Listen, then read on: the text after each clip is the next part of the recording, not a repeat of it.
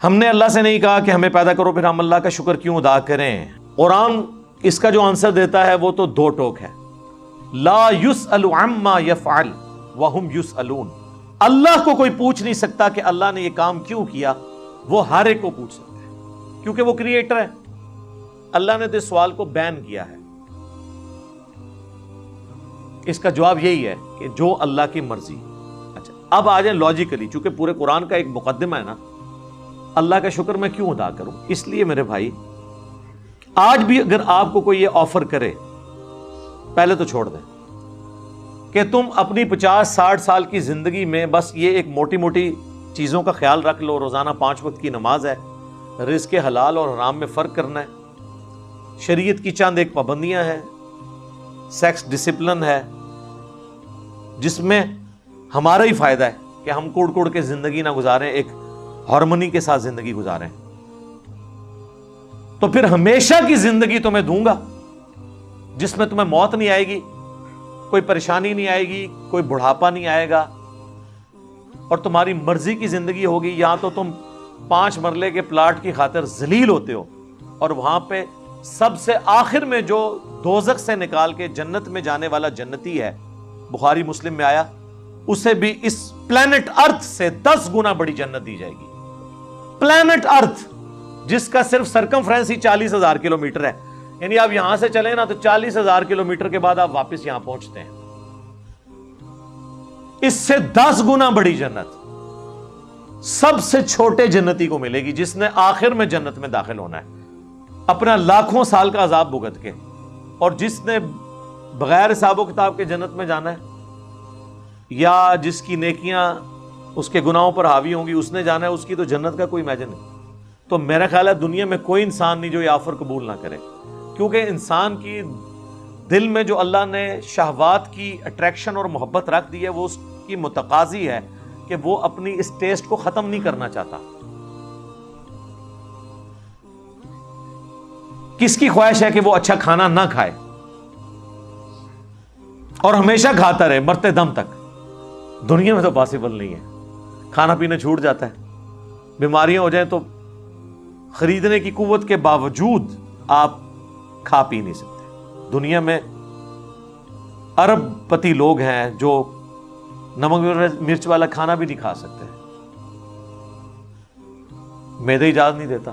اللہ نے سب کو بیلنس رکھا ہوا ہے، کسی کو ایک معاملے میں اوپر کیا تو دوسری طرف سے اس کی آواز نکال دی ہے. آپ کو میں پاکستان میں اس وقت امیر ترین لوگ کئی ایسے بتا سکتا ہوں جو پیمپر باندھتے ہیں، اور ان کی لوگ گاڑیوں کے اوپر، ان کے جہازوں کے اوپر، ان کی دولتوں پہ، ان کے پلاٹس پہ رش کر رہے ہوتے ہیں، لیکن وہ اپنا پیشاب نہیں روک سکتے. تو انسان کی کیا اوقات ہے؟ لیکن آخرت میں کچھ نہیں ہے، آخرت میں پیشاب ہے ہی نہیں. صحیح مسلم کا آپ جنت والا چیپٹر پڑھ لیں، اور مشکات شریف میں آپ کو 30 جلد میں جنت سے متعلق ساری احادیث بخاری، مسلم، ابو داؤد، ترمذی، نسائی، ابن ماجہ، باقی کتابوں سے ملیں گی کہ جنت میں خوشبودار ڈکار آئے گی اور کھانا ہضم. پیشاب کرنے کی جو تکلیف ہے نا، یہ بھی نہیں انسان کو اٹھانی پڑے گی، کیونکہ جنت میں تکلیفیں آئی نہیں ہیں.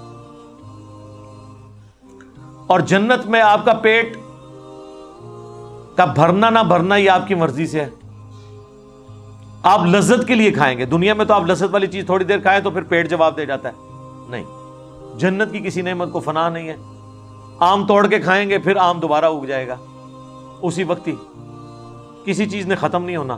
اتنی بڑی بڑی نے، اور سب سے بڑی بات کن فیکون جو اللہ کی کوالٹی ہے، وہ کسی درجے میں اللہ تعالیٰ اپنی مخلوق کو اس حوالے سے دے دے گا کہ اس کی خواہشات کی تکمیل ہوگی جنت میں. جو خواہش کرے گا، جو سوچے گا اس کے سامنے آ جائے گا. یہ تو کوالٹی صرف اللہ کی ہے، لیکن انسان کو اللہ تعالیٰ یہ کوالٹی وہاں پہ دے دے گا. تو یہ کتنا سستا سودا ہے، چند سالوں کی زندگی دے کے ہمیشہ کی زندگی حاصل کر لینا، نہ ختم ہونے والی. تو اب مجھے بتائیں، اس اللہ کا شکر ادا کرنے کا دل نہیں کرتا کہ جو اکیلا تھا، کسی کو نہ بھی پیدا کرتا، اسے کو پوچھ نہیں سکتا تھا. اس کا پہلا احسان کہ اس نے پیدا کیا، اس کے بعد ایک آفر رکھی، اتنی زبردست قسم کی آفر ہونا تو چاہیے تھا 1 ارب سال کی زندگی کے لیے 1 کروڑ سال تو یہاں مشقت کروائی جاتی دنیا میں، لیکن اس نے چند سال کی مشقت مانگی، اور وہ بھی مشقت نہیں ہے، نارمل لائف ہے، بس صرف لائف کا ڈسپلن ہے، اور ہمیشہ کی زندگی دے دی۔ تو جو اللہ اکیلا ہونے کے باوجود اپنے ساتھ اتنے لوگوں کو آفر دے کہ آؤ میں تمہیں وہ کوالٹیز دوں گا جو میری کوالٹیز ہیں۔ موت کسے نہیں آتی؟ اللہ کو۔ انسان کو بھی موت نہیں آئے گی۔ دیکھیں نا، یہ تھوڑی بات ہے، دنیا میں موت آنی ہے نا، جنت میں موت نہیں ہے۔ صحیح بخاری میں حدیث ہے کہ موت کو مینڈے کی شکل میں لا کے جہنم اور جنت کے درمیان ذبح کر دیا جائے گا، اور ندا کی جائے گی جنتیوں مبارک ہو، آج کے بعد تمہیں کبھی موت نہیں آئے گی، بے فکر ہو کے زندگی گزارو۔ اور جہنمیوں کی حسرت میں اضافہ ہوگا کہ تمہیں بھی موت نہیں آئے گی، تم بھی اس تکلیف میں زندگی گزارو۔ اللہم لا تجعلنا منہم، اللہم اجرنا من النار، ربنا اصرف عنا عذاب جہنم ان عذابها کان غراما، آمین۔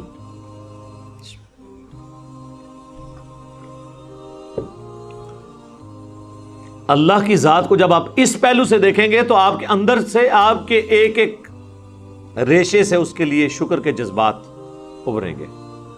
ہم تو اپنے ساتھ اپنی اس دولت میں جو اللہ نے ہمیں دیا کسی کو شریک کرنے کے لیے تیار نہیں ہے، اور اللہ تعالی اپنی خدائی صفات کے اندر آپ کو آپشن دے رہا ہے کہ آپ کو بھی موت نہیں آئے گی، آپ کو بھی ہر وہ چیز ملے گی جس کی آپ خواہش کریں گے، جو آپ خواہش کریں گے وہ آپ کو ملے گا۔